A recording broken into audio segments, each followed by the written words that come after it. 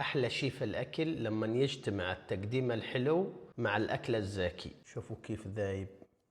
هذه السنتة عجل عندنا، بدنا نقطعها شايفين بالشكل هذا. بدنا طاسة زيت زيتون، مطيبات مثلا لومي، ورق غار، هيل، قرنفل، وسنين ثومة. ودي أعطي اللحم يتحمر معنا. بنزل عليهم في المية الحامية. سويت الحركة هذه بس عشان أعرف الشيء اللي عندنا هنا الزفرة، مهم جدا. ودنا فليفل ملونة، فلفل حار، بصل، 3 حبات بندورة. بسم الله. حتى كلهن بس بدي اسويهن كذية جوانح زي ما تقولوا.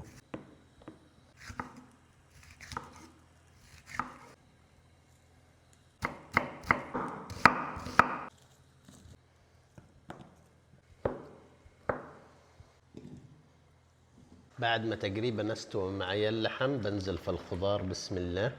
شايفين هي خليت مرقة اللحم بيطبخن مع بعض الحين برضو كمان 20 دقيقة ربع ساعة.